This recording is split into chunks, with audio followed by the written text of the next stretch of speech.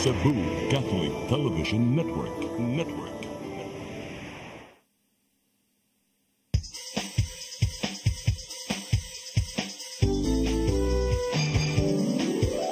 Hello Cebu, maayong buntag. Nagsunta ang kahayag nga nagsulit sa matuod, nadagan sa anghit tapo. Hello Cebu, maayong buntag Pinoy.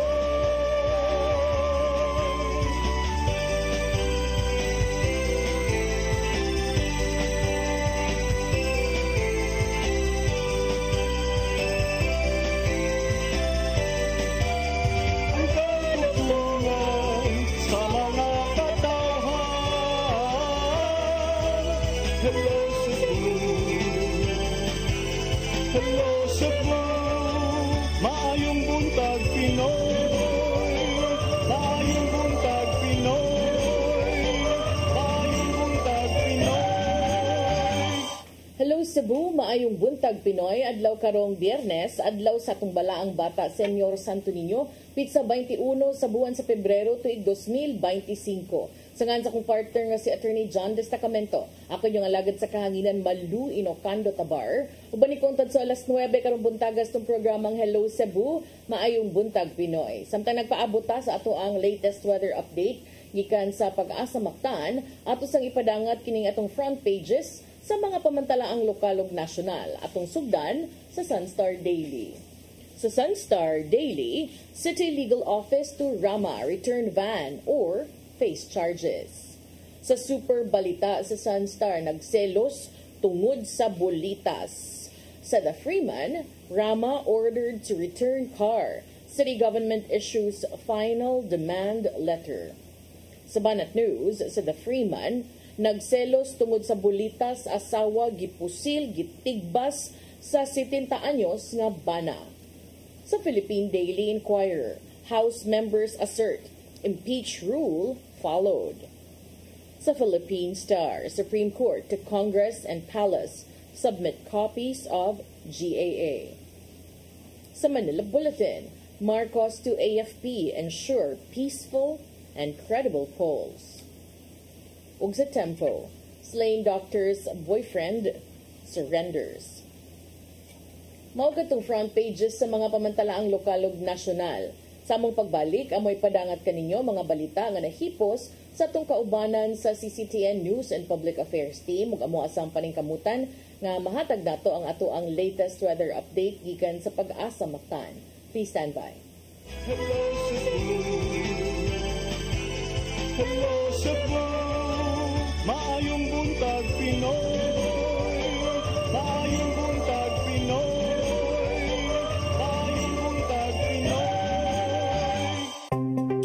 Discover the beauty of the Philippines.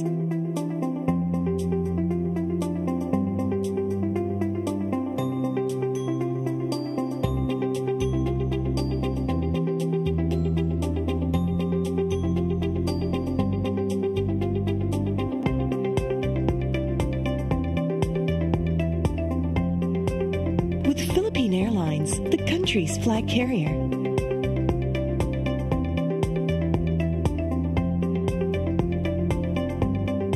The airline that lets you feel the warmth of the nation.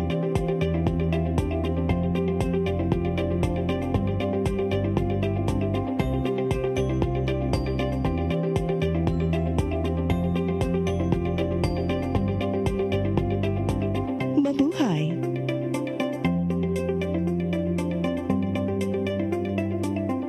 Kaiba sa mga politiko, matagal nang ginagawa ni Ariel Querubin ang ipaglaban tayo. Kahit sariling buhay inaalay. Ngayon, iba ang laban. Pero tuloy ang misyon ni Ariel Querubin, ang ipaglaban tayo. Kung medalya ang sukatan at hindi pera, si Ariel Querubin ang ating bayani na karapat-dapat sa Senado. Pag may Ariel Querubin sa Senado, may bayani tayo sigurado. PRO7 Action Files. Mga panghitahong naglambikit sa katawan, ihatagan ng aksyon o kasulbaran sa kapulisan. PRO7 Action Files. base sa talaan sa Police Regional Office 7.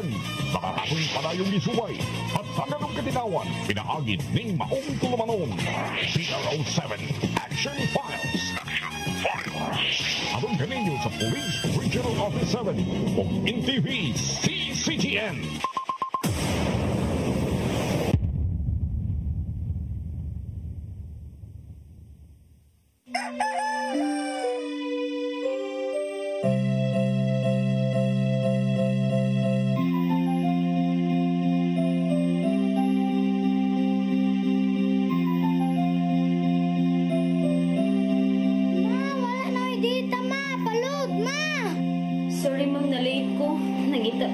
Para internet sa kong anak, ma'am. Ay, wala na yung problema. Pag-Sinisibu! Sinisibu! Sinisibu! For your internet connection. And for the signal of your cable TV. So fast and straight the transmission to your home. Sinisibu! Sinisibu! Sinisibu! Offers you to have fiber optics.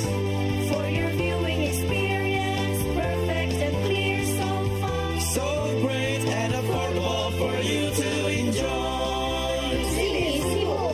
Sinisibu Television Network Incorporated offers fiber to the home broadband internet bundled with fiber to the home cable TV connection.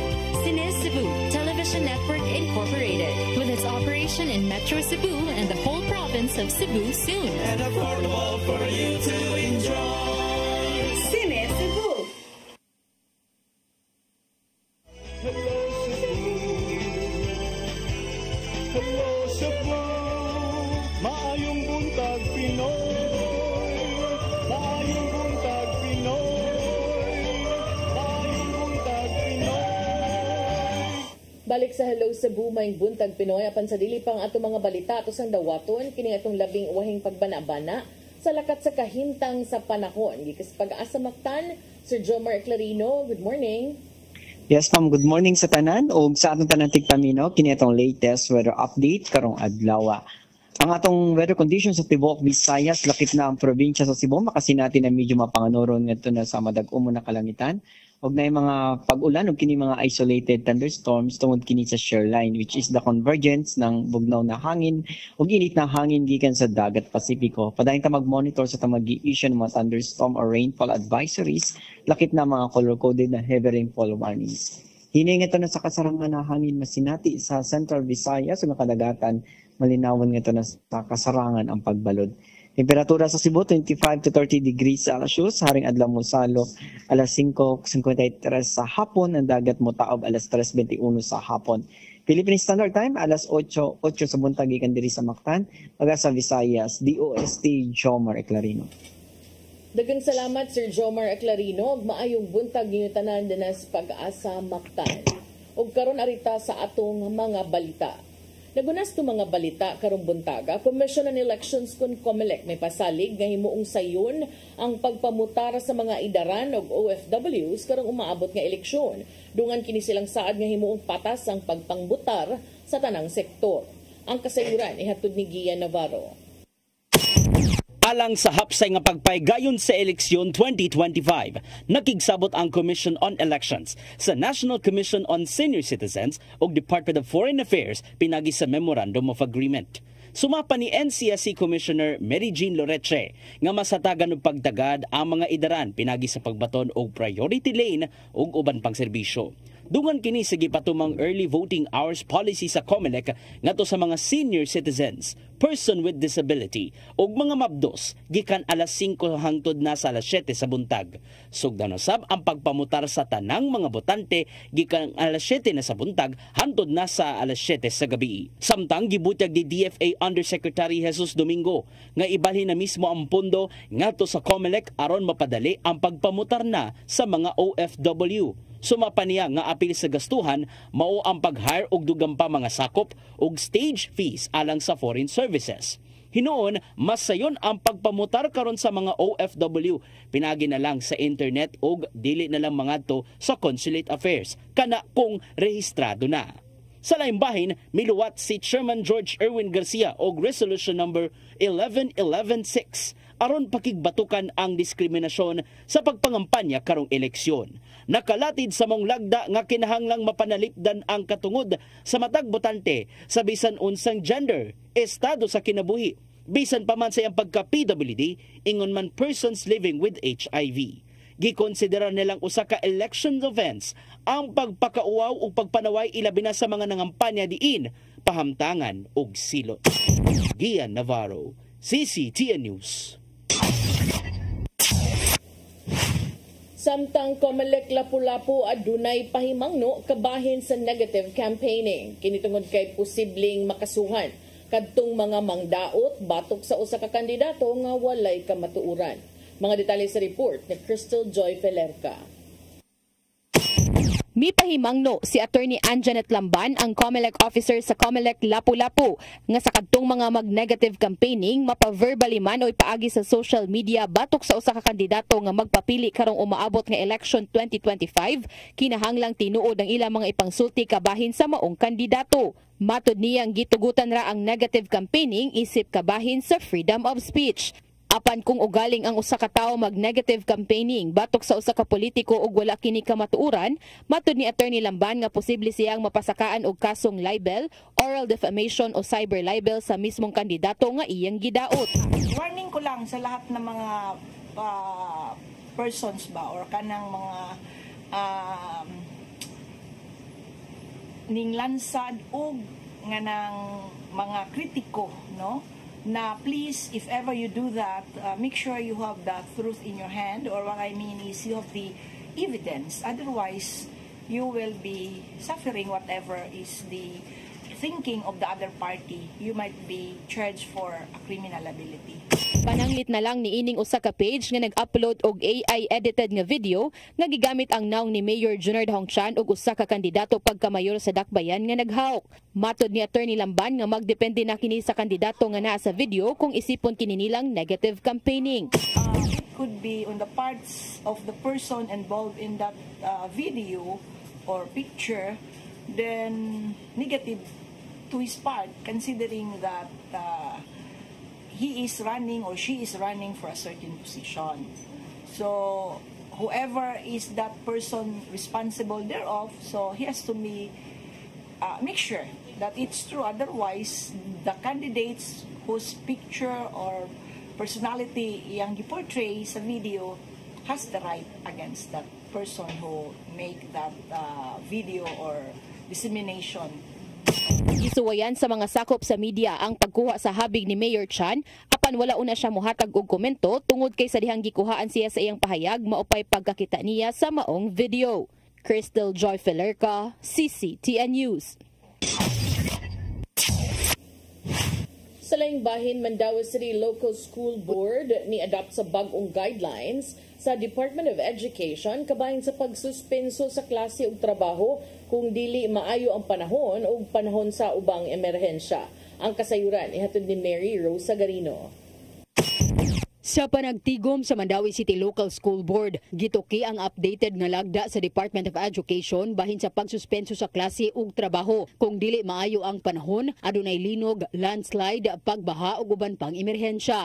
Nanginahanglan man pud ta og nga ang ato ang mga kaubanan sa board ma-aware, especially nga member sa board ang Federation President sa PTA, naapo sa board ang President sa Teachers Association, naapo sa board ang ato ang non-teaching representative, so meaning all sectors represented man, so at least makatabang na mo disseminate kay doon naman ko'y kausaban ba.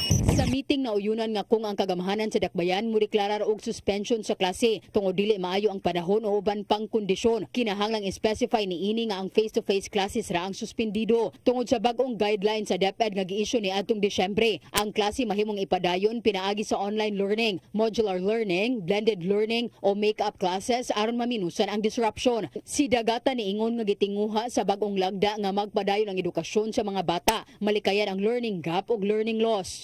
Doon na may learning gap or learning loss. Kaya may kita gap doon na like kanang diferensya sa what is expected and what is the actual kuan o bintag learning loss, doon nagi pagkawagtang sila nakatunana. So mo na nga as much as possible i-maintain gyud nato through that directive nga ang calendar days ato gid ma-comply. So for example, Friday, example na, in a certain Friday gi-declare nga no face to face, but kanang adlaw i-substitute gina siya either online, modular or makeup classes. So meaning ma-maintain ginato ang number of school days.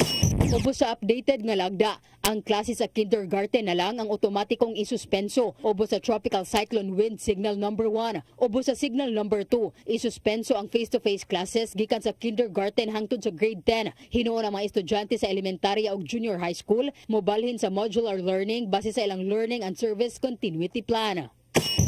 Mary Rose Sagarino, CCTN News.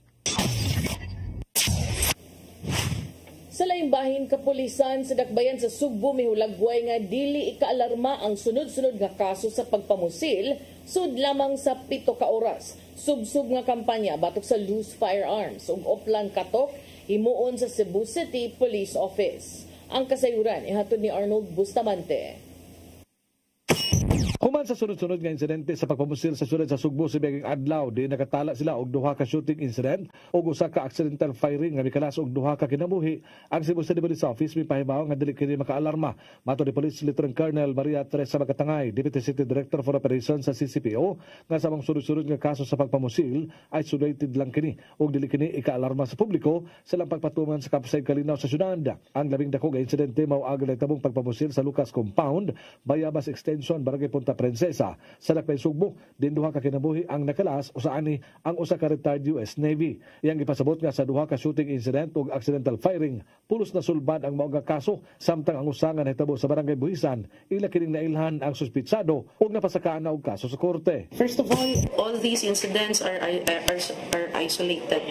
There's no such thing as a certain what do you call this one, organized or systematic whatever that might be forming in the minds of the public about these cases that are happening right now. Bisan pa man ini ang kapulisan sa Dakbayan sa Sugbo mopalambo pa ug mopakusog sa ilhang anti-criminality operations sama sa pagpatuman sa ordinansa sa Dakbayan diha sa mga barangay nga taas ang krimen nga nahitabo. Ang tumugtuyo nini mo ang pagpugong sa posibleng mahitabong insidente sa pagpamusil sama sa ilang gihimo nga oplan galugad sa Barangay Mambaling, Dulho, Fatima ug Basak, San Nicolas.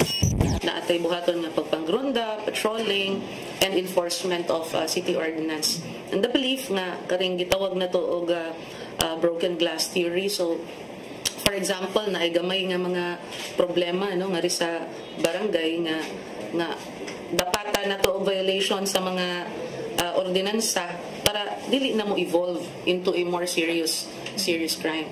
Sangayan nga ila usab nga hingusgan ang uplan katok neto nga mga gun holder nga wala na marenew ang ilang lisensya. Awag sa CCPO ngadto na sa mao nga mga nanagiyag armas nga wala na marehistro ang papel, labing maayo nga itahan lang una kini sa labing duol nga police station aron dili masubject sa operation. This is a fair warning to those nga mga bearer of firearms na expire na og mga license nila. We will be strictly enforcing the law against them. So if I were them, they would start registering them katong mga ni-expire na nga firearms licenses, and if they don't have the time to go through the process, I think it's of their best interest to deposit this firearms in the nearest police station. Ang kanang hepe sa 11 ka police station sa Dakbayan sa Sugbo nagmeeting uban ni Police Colonel Enrico Figueroa aron mahatagan og solusyon ang krimen sa nangaging mga adlaw. Arnold Bustamante, CCTV. Sa atong katapusang balita, mga opisyal sa simbahan sa nasod nihangyo sa mga Katoliko og pag-ampo alang sa hingpit nga kaayuhan sa panglawas ni Pope Francis. Apil sa mga nakigduyog niini mao sa Cebu Archbishop Jose Palma. Ang kasayuran ihatod ni Gian Navarro. Mikaylap ug mikatag na ang hangyo sa mga opisyal sa simbahan nga lakip sa pag-ampo si Pope Francis nga nagpaalim pa karon sa Tambalanan karon tungod na sa pulmonya. Apil sa mga nakigduyog niini sa Cebu Archbishop Jose Palma, pinaagi sa gipadalang pamahayag. Giulagway ni Palma nga nahimong maayo ang Santo Papa alang sa mga Subuanon nga sama raw sab sa pagigugma sa Ginoo ngadto sa isig kaingon. Pinaagi sa hiniusang pag-ampo hayan mabalik usab ang kalagsik sa 88 anyos nga Santo Papa aron makapadayon sa pagpangalagad. May paggawas usabog pag-ampo ang Archdiocese of Manila aron unta giyahan sa Ginoo ang mga doktor ug nurse nga misubay sa panglawas ni Papa Francisco. Mao gihangyo ni Manila Archbishop Cardinal Jose Advincula ang mga parokya nga magpahigayon og community prayer aron mahiusa ang pangamuyo ngadto sa Ginoo. Samtang gihangyo sa presidente sa Catholic Bishops Conference of the Philippines nga si Caloocan Bishop Pablo Virgilio David nga iampo ang daling kaayuhan sa labing dakong opisyal sa simbahan. Maong apektado ang mga kalihukan sa Vatican City tungod lang sa gihambing balatian. Mipaybaw ang Vatican City karong adlaw nga nilambo og gamay ang gibati sa Santo Papa human giigo sa maong sakit sa baga sa miaging adlaw. Nasuto sa latest blood test gagamay na lang ang pagpanghubag gumikan sa double pneumonia. Giulagway nila nga nakahigayon sa pagpasiaw og gamay ang Santo Papa ngadto sa mga nibisita kaniya sa Gemelli Hospital sa Roma. Apan sumapa sa report sa Swiss newspaper nga Brick nga gipangandaman na karon pa lang ang mamahimong dagan sa funeral sa Santo Papa dito sa Vatican. Gibansay na ang mga Swiss Guard sa pagpatuman sa funeral protocols ug gipaubos sila sa curfew aron mahanay kadugayan. Gian Navarro, CCTN News. Mga katong mga balita nga nahipos ng kaubanan sa CCTN News and Public Affairs Team. Inyo katong nakita kagahapon sa mga balita sa Sayri 47. So di pa mo balhin sa ato ang bisita ato sa ning hisgutan kining usa sa mga front pages karong buntaga sa atong mga pamantalaang lokal. Kabahin aning hulga sa City Legal Office. Nga pasakaag kaso ang dismissed mayor nga si Michael Rama kung sa higayon nga mapakya siya pag-uli sa sakyanan nga matod pagipanag-iya sa dakbayan sa Sugbo ug na-assign kaniya aton sa iyang termino isip mayor unya ang deadline ani karon jung adlaw February 21, 2025. Ang City Legal Office miluwat og final demand letter ang pitsa ni February 19. Mga pila ka adlaw man, February 19. 2 days ago, di ba? 2 days ago. Ilang gipada nga sa kampo ni Mayor Michael Rama aron iuli matud pa kining usa ka Toyota Hi-Ace Super Grandia nga 14-seater van human matud pa pipila ka mga nahaunang request wa tagda. So gisnab kuno sila unya kay gisnaban sila. Pues gilugwaan gud yung final demand letter, deadline gud karong adlaw gihatag February 19. Si Rama matud pa dili na kini otorisado nga magtiner o mogamit sa maong sakyanan tungod kay natangtang na kini matud pa siyang buhatan ni adto pang milabay nga tuig. Ang City Legal Office ilang demand letter nga nakuha usab sa mga tigbalita og gawasad sa Sunstar karon nakuha nila kagahapon. Gitagaan siya 24 oras gikan sa pagkadawat sa maong suwat aron iuli kining maong sakyanan ngadto sa Property Management Division of the Department of the General Services o sa motor pool sa South Road Properties. Ang kapakya sa pagtuman ini mo resulta matud pa sa pagpasakag kasong kriminal ug sibil matud sa City Legal Office. Si Rama nagdumili pa pagkomento kabahin sa mga pangutana subay niini ug matud pa iyahara ning tubagon ang maong mga pangutana pinaagi sa usa ka press conference karong adlaw. Kay namduman ang syudad ni palit ni ining Super Grandia sa kantidad nga 3 milyones pesos niadtong Septembre 21 tuig 2022 ug gi-assign ni ngadto ni Rama. Pero ako pangutana ani og kagang-kagang kaning sakyanan na inyo kaning bawion or mag-ilog ka mo ani or okay na lang inyo na lang ihatag pero di man sa good madano kay Super Grandia man sad niya 3 milyones pesos sa dang kantidad.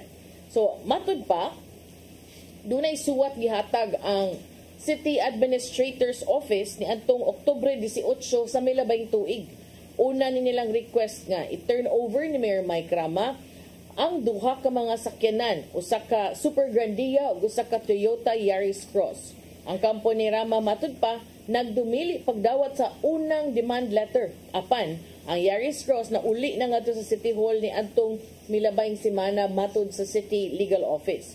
Ni Antong September 29, ang buhatan sa Ombudsman kanimduman mihukom nga si Rama sad-an for nepotism and grave misconduct tungod kini sa pagpatrabaho sa iyahang duha ka bayaw. Mga igsuon sa iyahang asawa nga si Langga Malu nga gipatrabaho niya isip empleyado sa City Hall ni Antong 2022. Ang penalty ni Antong Tungura o ni Antong maong kaso mao ang pagpalagpot sa katungdanan o perpetual disqualification from holding public office. Apan matod pa og atong nasayran nga si Rama nagdumili pa pag-acknowledge sa desisyon sa ombudsman ug nisangat pagainig apelasyon ngadto sa ombudsman bag-o lang sad ning gidinay ug nidangop na sad siya ngadto sa Korte Suprema. Apan karon murag sunod-sunod na ni karon mga masayra na to karong adlaw kung unsa man jud mabalik ba jud ning ato ang kuan tag 3 milyones pesos nga sakyanan din ha Super Grandia ug kung mabalik maay pabakag kondisyon unya kinsam say mo gamit ani gamiton ba ni sa kasamtangang mayor nga nipuli nas katungdanan si Mayor Raymond Alvin Garcia unsa man sa kay mahitabo ani and if di mauli unsa man sa mahitabo tinud-on basad ka sa City Legal Office ang pagpasakag kaso ngadto sa dismissed mayor nga si Michael Ramam pero di ra ba ni siya musugot nga tawgon siya dismissed mayor kaya iya ko nung tawag nga sakto duly elected mayor pero unsa kay tawag ni mayor ini ka next election after this election nanam gyud na mo lingkod nga mayor depende pod kay pamanan kuan pa man ni angan-angan pa man in limbo pa man ni iyang mga kasamtangang kahimtang ro no kay nagpadayon pa man ang pag-apilar ngadto sa Korte Suprema so ato nang kuanon ato ning atangan kung unsay ending ani ug unsa say mga unod sa mga pamahayag nga luwatan ni Cebu City Mayor Michael Rama karong adlaw ato sa press conference nga iyang ipatawag mabaw-an man ni kay say naman ay mo message pod sa mga media nga na ikonoy kanang something may mga pasabog mga inana so karon abot asa ni siya mag press con ato baka ni sa City Hall pod kay di ra ba toy panahon nga sila sang duha na nambong sila sang duha ng flag ceremony pero may sad siguro ng duha atong mayor sa Cebu City kung pwede gani mag-ilis-ilis na namo kada buwan puli mo ba aron way labad mayor karon Enero na sa mayor sunod Pebrero tanan nga manglansar para kuan tabla nya panindotay mo og programa para tan-awon gyud nato og kanang kay kung di ba eleksyon ang uban di ba kayo mo salida dili kayo just noon di kayo hinagdon so may padayag mag-eleksyon ta pirme so kana na lang, huwag digin mo magkasinabot, kada buwan na lang ta, puli-puli ta pagka-mayor. Sige, mo break sa mi, nya amo pagbalik na atay mga bisita rong buntaga, na nagputi ra ba ni, murag importante kanila mga kasayuran. Ato ning susihon karon og unsay mga information nga atong makuha aning mga professionals nga atong makauban after this break. Hello, Cebu.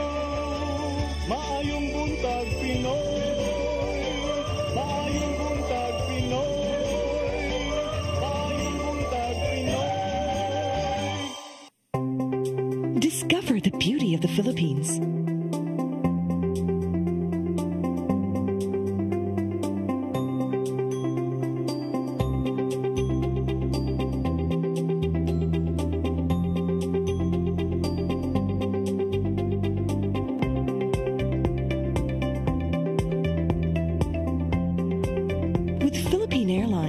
Country's flag carrier.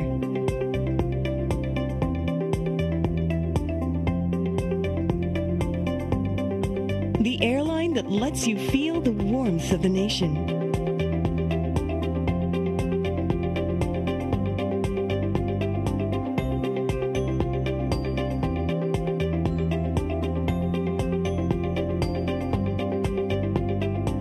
Mabuhay.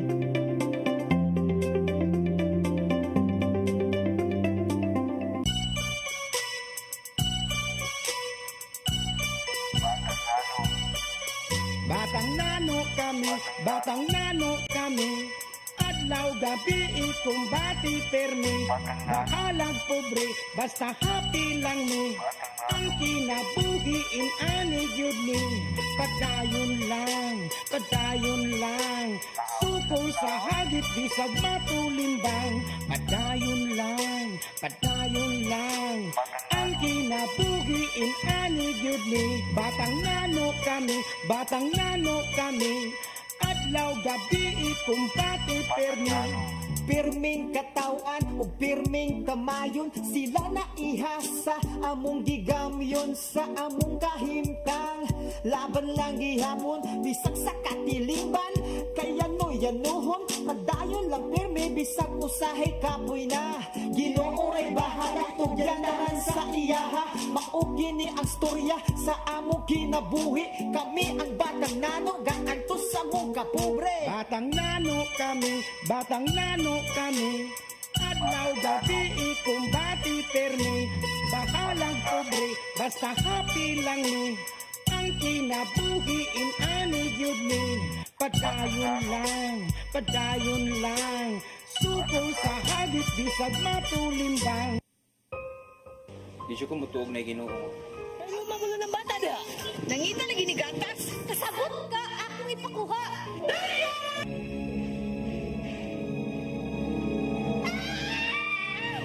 Ug naa sa unang Timoteo 3:15 nga ang iglesia sa buhi nga Dios mo iyang panimalay ug mao ang haligi ug sugaranan sa kamatuoran. Mayo! Kasi tayo! May hatag lang unta kong gatas para sa inyong anak. Basin kadahon ka nga ikaw ang gwapa sa tibok kalibutan. Unsay reparation, Monsignor? Buhi ka laing bata aron mabayran ang imuhang nahimo nga dakong kasalanan.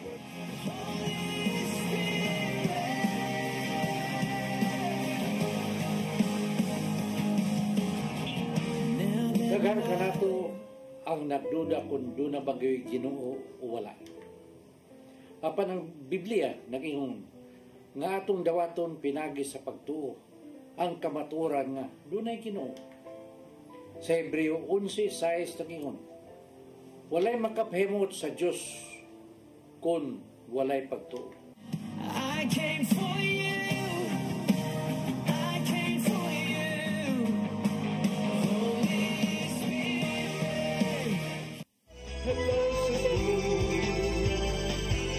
Hello Cebu, maayong buntag Pinoy. Maayong buntag Pinoy. Maayong buntag Pinoy. Balik sa Hello Cebu, may buntag Pinoy ning tumura. We have with us this morning guests, and kani sila are also part of one of our shows here on CCTN Channel 47. Kining ato ang New Start, Ozone Med Health and Wellness Talk, which you see every Saturday from 8 to 9 in the morning. So we have with us this morning one of the aesthetic surgeons by profession and the physician in charge of Ozone Med Cebu. We have with us Dr. Mervin Ian Paul, taganap pangalan niya, Dr. Mervin Ian Paul, Doc M.I. Aguinaldo. Doc, good morning. Good morning.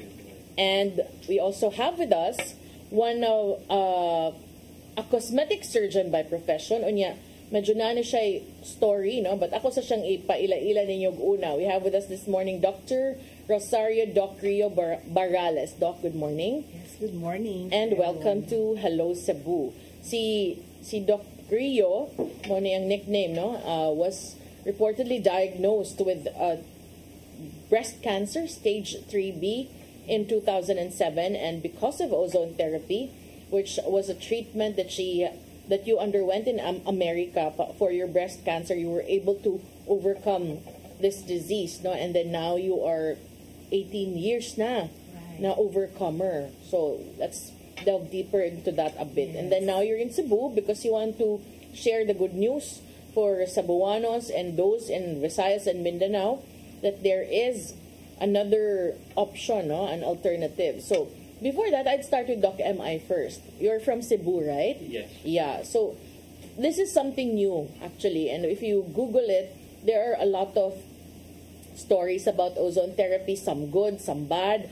So this is said to be an alternative for chemotherapy, and as a Cebuano doctor, what convinced you to do this? Of all things, why this and why here in Cebu? First of all, kaya I saw and I experienced din yung mga nakikita natin sa effect ng ozone therapy. And when Dr. Rio tapped me, I really saw the effect and the works na ginagawa ng ozone therapy. So, gusto natin na ma-experience ng mga Cebuano here compare sa other mga treatment or other alternative treatment for the cancer. There's a need for the Cebuanos to really see and feel and makita yung mga effect talaga ng ozone therapy sa mga Cebuano. Kasi daghan kaayo mga cancer patients here in Cebu, not just in Cebu but in Visayas area. So I think it's really time. It's time talaga to have this ozone therapy na here sa Cebu. Thank you, Doc M.I. Dr. Rio, we mentioned earlier that you are a breast cancer overcomer or a survivor. So what is your advocacy and why bring ozone therapy to Cebu? Yeah, that's my advocacy is to really have an educational campaign and give information about there is another option of treatment. And it's not really available here in the Philippines. That's why we wanted them to be familiarized with this. But this is a mode of treatment that is started in Germany, in Europe.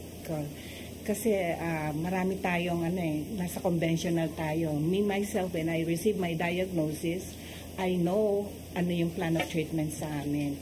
And nakita ko ang plight ng mga cancer patients, especially during the pandemic time. No? Kasi puro COVID ang ina-admit din natin sa ospital. Nawawalan ng space yung mga dapat magamot din. No? Kasi yun ang natin priority. So, it moves me of helping out. And even my patients are really clamoring for another mode of treatment other than the conventional one. Okay. So kasi ako yung naka-experience ng hindi ako nag-undergo ng conventional but only ozone and the surgical approach. Why did you choose that? Not to go the conventional way at that time? Okay, kasi there are experiences before that I'm the one bringing my patient, bringing my patient to the chemotherapy room and then the radiation also, and then after that surgery na.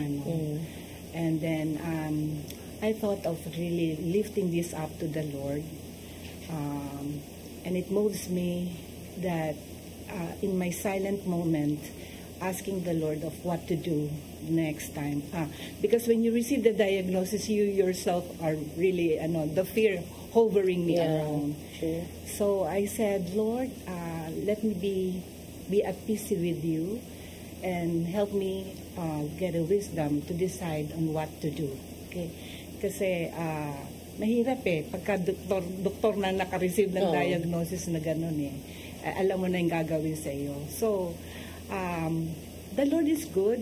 And during the time na nagde-decide ako anong uunahin kong step, in my silent moment, I believe the Lord impressed me that the word is just something new or something different for you.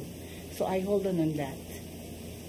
I didn't know about ozone therapy before, but my husband, who was able to research about it, was able to get information about it. So I went to the States and find the doctor who is doing the ozone treatment.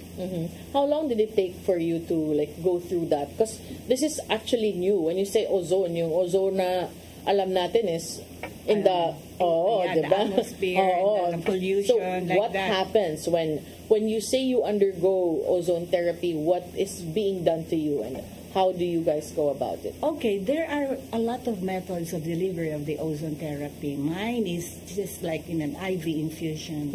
So instead of the chemotherapy, the ozone molecule, which is a very activated molecule, was the one infused in my system. that brings a natural healing and improve your defense system. So so that's through very IV. important. It's through IV infusion. We call it the minor or major autohemotherapy. So that's one delivery. That's the major one.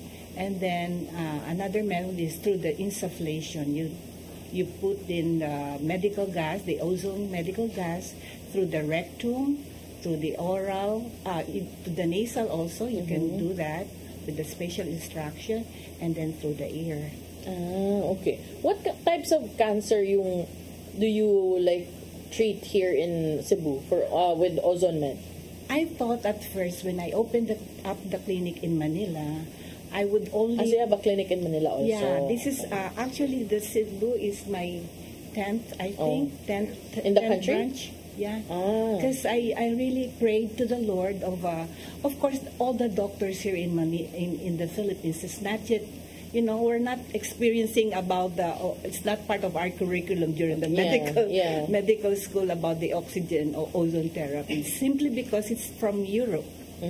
Okay, so what happened is that it took me a while to really think about it, no?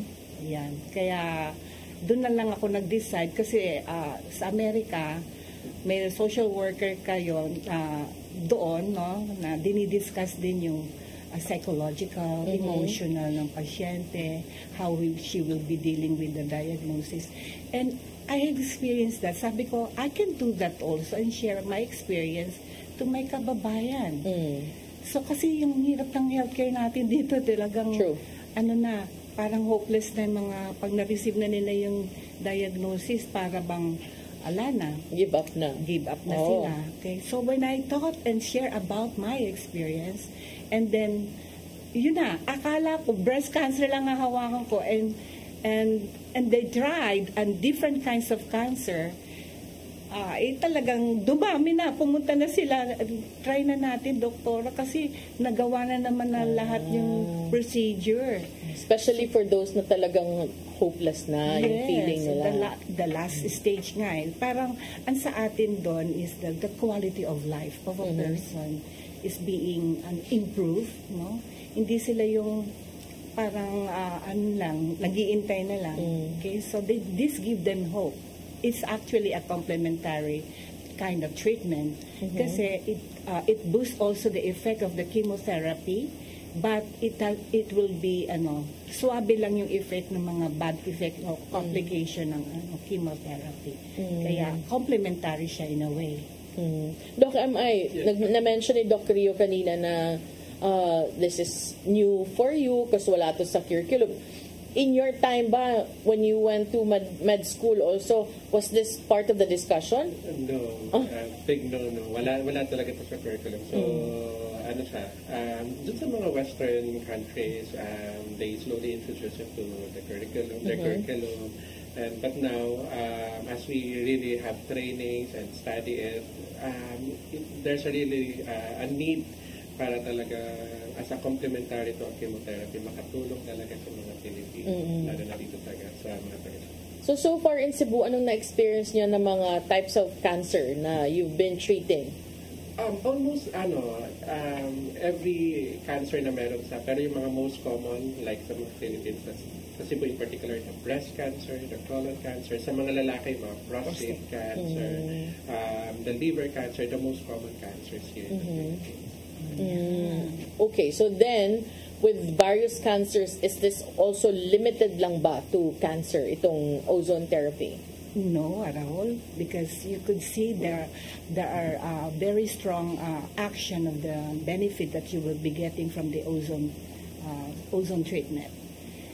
May tagline nga kami dyan, sabi namin, these are not only for the sick, but those who don't want to get sick, no? And then dun sa mga well-being naman to maintain and sustain their their health. So can also be for wellness. Yes. Like how is it like used for wellness aside from typical na mga severe diseases? Paano siya? Because our system is, alam mo naman, pagka may mga problem din tayo, no, na gusto mo ma-maintain yung healthiness mo, edi dapat natural and balance yung system mo. So there is a process like detoxification, monthly detoxification, and cleanse your body through the infusion program. IV. Yeah, through the IV. So that will help you stay well. And those who are very, very sick, kasi talaga when this oxygen molecule being infused into your body and circulate into your system, it brings forth a good activation of your immune defense. Kaya maganda rin ang nagme-maintain din, lalo na yung mga sakit talaga, yung mga may sakit. So, can be for sickness, can be for detox. What happens to when you have detox? Parang is there end treatments? Is there downtime? Are there side effects that people should be like aware of? Wala siyang downtime eh. Actually, pag sinabi nga, Doktora, what is the bad side effect of ozone? I would say 0.0, 30 at saka 1% the bad side effect because it's always good. You see, when our body are really full of oxygen molecule, there are a lot of things that is being transformed in your body. Those who cannot, sabi nga, hindi makatulog, it relaxes you, give you a good time, a good sleep, no? And then for those who are having a difficulty on bowel movement, inaayos din niya. Para siya, immune modulator. Kaya kung ano yung diferensya mo, ano yung kulang sa'yo, ano yung pangit na nangyayari sa'yo, somehow it balances all of those deficiencies and balance those unbalances in your system. How also do you manage questions of people? Kasi it's normal if it's something new, there is always resistance and people are always asking about a lot of things, especially because it puts something in the body. So in this case, how do you manage sentiments or questions of people na the US FDA is not like accepting this as of yet? Yes, it's because it's really controversial, no, in a way. And then we deal with the clinical studies also. We have lots and tons of clinical studies, mostly from Europe. But now they are also beginning to have the piles of the clinical studies and effectivity of the ozone therapy in the United States, where I train. Okay, so that's how I explain to them that there is an effectivity rate. I can see because I have experienced it already. So I'm 18 years free of cancer, I would say, no, and then balances all of this, and then seeing the effect to the patient also, it gives them hope, no, to really live on. Have you also tried this yourself, Dr. M.I.? Yes pa. For what? For like mga detox? Yes, for wellness. Praise God kasi I don't have any problems. I don't need that kind of ozone therapy. Ang ginagamit ko na ozone therapy for the wellness kasi like me, I am prone for mga stress. Ang pinaka-primary effect din kasi na to ay to really get rid of the oxidative stress na nakukuha natin sa maling pagkain, sa stress, and other kind of disease. So yung number one natin, kalaban natin ito is oxidative stress that causes inflammation. So lahat ng parte ng katawan natin ay makaka-cause ng disease pag may ganun. So yung sinabi ni Dr. Rio na ang ozone therapy ay also ay to prevent. So ako ang ginagamit ko ay for prevention. So preventive yung sa'yo. The other's curative, in some cases preventive. So if like halimbawa maintain mo lang na gusto kong mag-detox, so how often do you need to do that? Kasi not everyone naman.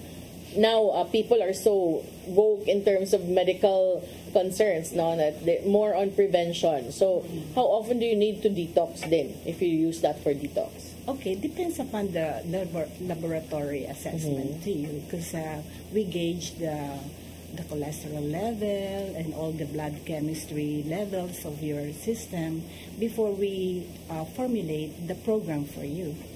So it's a very personalized and customized case-to-case basis. So when you're very, very well, maybe sometimes I do now have my maintenance in once a week or twice a month because I'm on the maintenance level already. So I keep myself, and the saturation of my oxygen level should be on the right level only. Okay, last question. If it cures illnesses, baka naman yung wallet natin yung magkasakit. So, how about in terms of affordability? Okay, so yan nga isa pa rin sa advocacy ko. When I was having receiving that treatment in America, dollars na doon noon. $300 to per session. And now, we're 2024, this is 1,000 plus.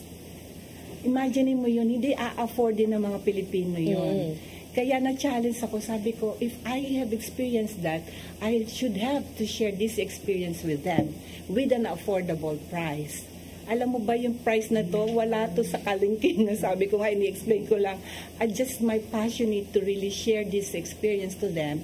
And if they feel good and experience it well, then magugustuhan nila yung it's not really it's not high prices here because I asked the Lord, if you would really would use me as a tool, then I would introduce here in the Philippines so that yung bulsa nila hindi rin magka-cancer. Kasi talaga pa nag-cancer ka, di ba? Okay yung sakit mo, pero hello, pitaka mo.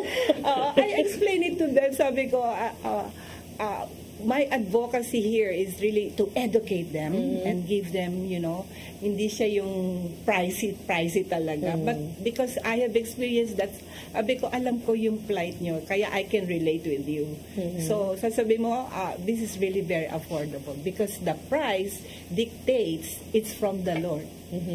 That's what I can say, Malu. Okay, good to know. So, please invite our viewers to visit you and let them know your clinic and your socials and way of reaching out to you. Oh yes, we are so thankful that CCTN have us here in this program because we have our new start Ozone Med Health and Wellness Talk every Saturday at 8 to 9 a.m. And you can also visit our clinic here sa Cebu, sa Unit 107 BPI Conference Center sa may Cardinal Rosales Avenue, Cebu Business District, Cebu City, malapit sa mall. Malapit sa Ayala Mall, no? Metro Ayala facing. Okay, so do you have Facebook, Instagram, TikTok? Oh yes, we have Facebook. No? They just looked up the address there. Ozone Med. And also in this program there is a scan of the QR code. This one, the QR code that you see on the screens below this one. So when you get that you will have a special discount when you scan and that QR. May pa-discount. Yes, may discount pa, di ba? Yeah. Okay, sige. Why don't you try just putting your phones and using the cameras to scan the screen on the screen, the QR code that you see, and avail of the special discount that they're offering you. So thank you so much for joining us this morning, and we hope to also see and hear more of you and of this. Especially if you guys want to learn more, join them sa ito ang programa diring Ozone Med Health and Wellness Talk every Saturday. Diri sa CCTN Channel 47, 8 to 9 in the morning. Unya, kung naman tayo oras, amo sa ipadangat ang giandam ni Tatay Dodong, ano yung pulong o kinabuhi.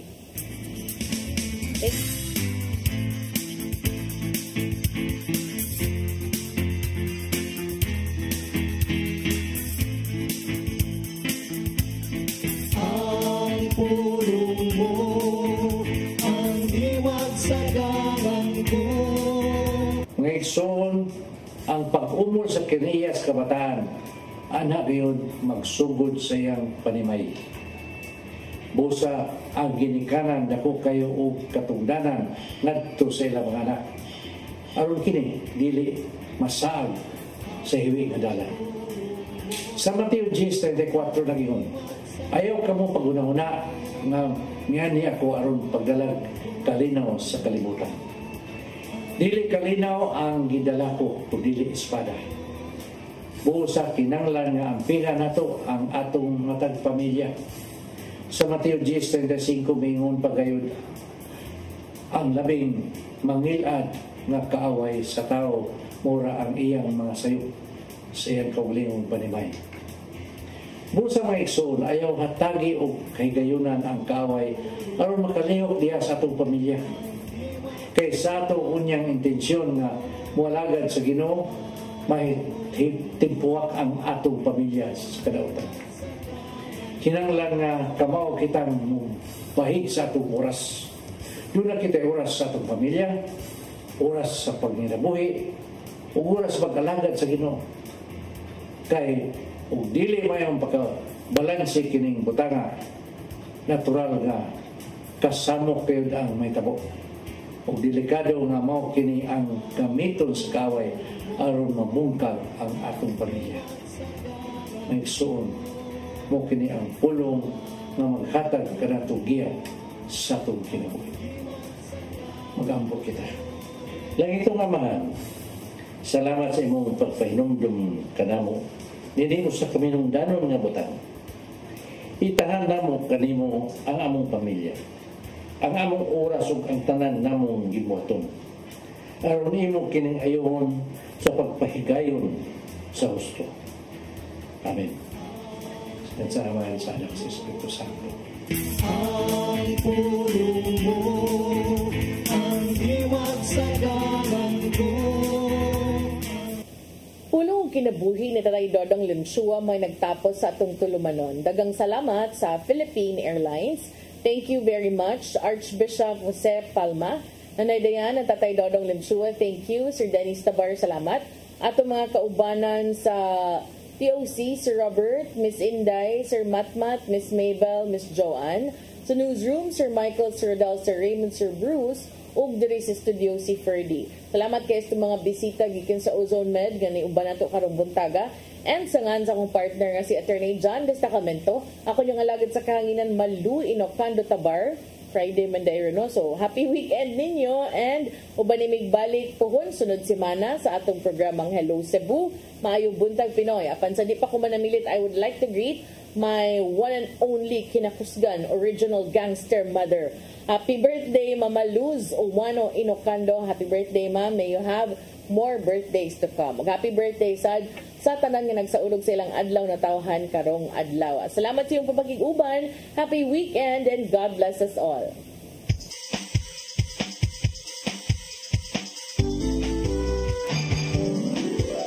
Hello Cebu, maayong buntag. Naksunta ang kahayag nga nagsulit sa matuod ka.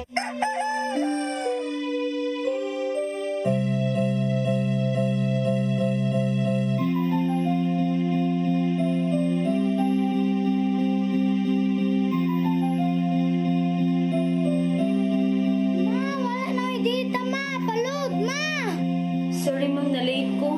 Nangita pa mong para internet sa